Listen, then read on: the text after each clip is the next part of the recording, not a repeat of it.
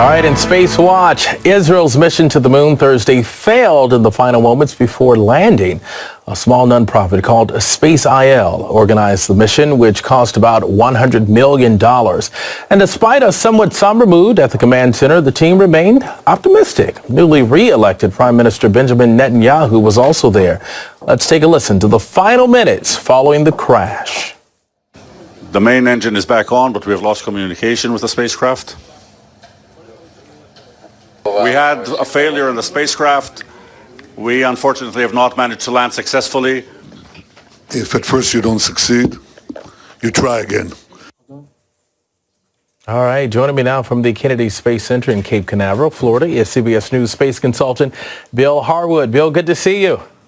Hey, thanks. Good to be here. All right, we got a lot to talk about, especially when you talk about space talk. But the biggest question, of course, the failed mission to the moon on Thursday. Why is the space race amping up again?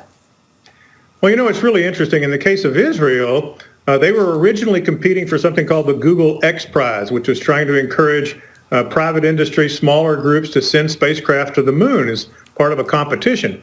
That ultimately was canceled, but SpaceIL, the nonprofit that was trying to do this, kept at it, got some industry help and put together this $100 million mission to go to the moon, which was really quite exciting for folks who are proponents of commercial space flight. And that's really the answer to your question. You know, NASA has been directed by the Trump administration to put astronauts back on the moon within 5 years or so, somewhere like that.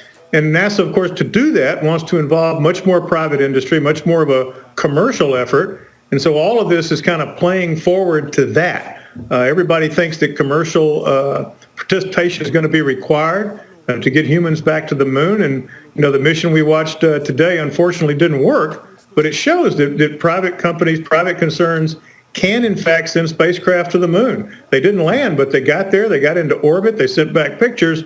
And that's a pretty impressive achievement in and of itself. Yeah, most certainly wasn't a happy ending there. What went wrong during Thursday's attempted landing? Well, that's anybody's guess right now. The engineers in Israel may have some clue by now. All we know on the outside looking in was that the descent started normally. The engine was firing. It was heading down toward the surface. They ran into some communications problems and then some glitches with the main engine. We don't know the exact sequence of events, but somewhere in the range of 8 to 10 miles above the surface, something went wrong that it couldn't recover from. They lost contact, and then, of course, they lost the spacecraft. That's just heartbreaking because you put so much work and time and effort and money into these projects, and when they don't work, it just stings for everybody. Let's move on to the SpaceX launch. Yes, it's the second flight for the most powerful rocket in the world. What does the success of this rocket mean for space travel? Well, if nothing else, it demonstrated that SpaceX is really mastering this technology to recover these boosters, refurbish them, and then relaunch them.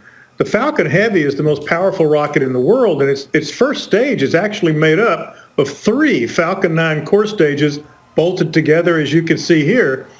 The 2 outboard boosters flew themselves back to pinpoint landings at the Cape Canaveral Air Force Station. I got to tell you, I've watched a lot of launches, but it's extraordinarily impressive to see these 2 rockets coming down side by side, executing these synchronized landings, if you will.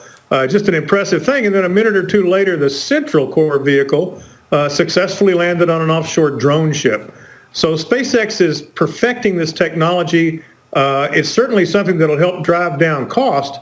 And it also improves their schedule flexibility because they've got such a backlog of boosters on the ground that they can process again for another launch. So I think it's another sign of this commercial space activity that's really taken off recently, sparked in part by SpaceX, to really open up the high frontier to the private sector. You definitely have the coolest job on Earth. A final question for you. On Thursday, NASA researchers reported that astronaut Scott Kelly, who spent a year in space, experienced some alarming changes to his body while in orbit. These included mutated DNA, cognitive issues, even exposure to new bacteria. So is space travel safe now? Yeah, you know, it's interesting. The effects they're talking about were, to you and me, fairly subtle.